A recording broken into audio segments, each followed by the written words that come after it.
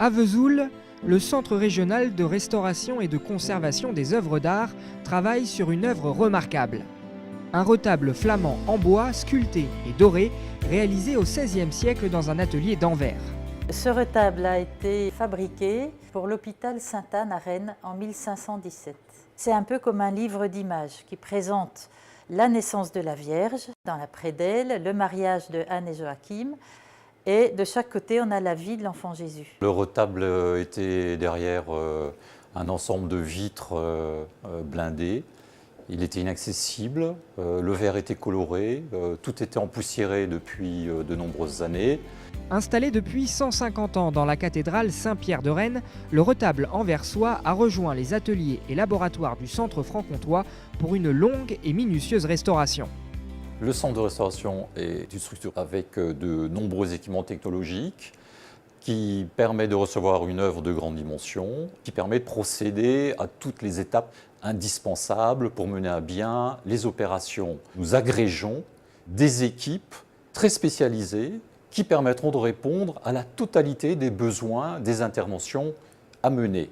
Par exemple, nous avons fait des radiographies X, nous avons fait de la dendrochronologie avec une collègue belge, 40 chemins de lecture. Cette capacité à rassembler permet d'atteindre le meilleur niveau.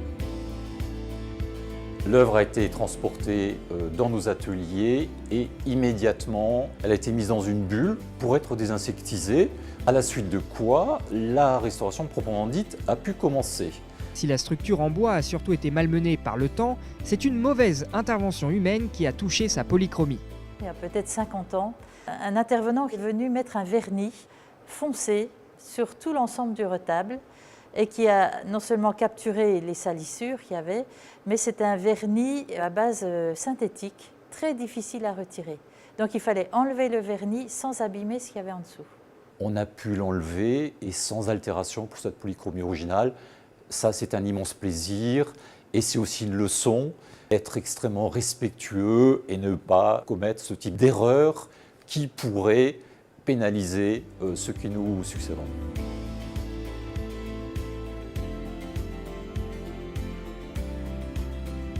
Quand l'or est trop usé, on peut aussi faire un tout petit glacis sur le blanc qui réapparaît.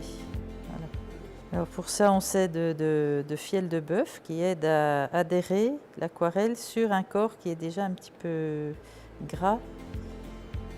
La restauration a permis de retrouver le bleu azurite au creux des drapés et le teint rose pâle des personnages, mais aussi de faire une découverte inattendue. Nous avons découvert en enlevant le vernis noirci que toutes les bordures des vêtements étaient ornées de lettres, des lettres peintes sur des petits poinçons d'ornement. Et ces lettres, j'en ai fait le relevé sur calque et elles ont été proposées à la conservatrice du Louvre qui est en train de traduire ces textes bibliques. Ça doit être soulevé et on a un autre plan, on a 4 saintes femmes qui viennent au fond. Dernière étape, le remontage complet de l'œuvre. Un travail délicat car le retable a déjà été démonté et remonté à plusieurs reprises. C'est assez délicat de retrouver les points de fixation originaux, de les réutiliser ou non et de trouver un système qui fait que ça tienne bien. Les fixations qu'on utilise, on essaye évidemment que ça soit le plus discret possible. À l'origine, c'était des gros clous forgés, donc c'est un peu délicat de réutiliser ça. Donc on essaye de mettre ou des vis en laiton à l'emplacement des trous des clous originaux, ou bien on met des chevilles de bois qu'on colle. Le travail de remontage terminé, le retable repartira en Bretagne pour être exposé dans la salle des trésors de la cathédrale de Rennes.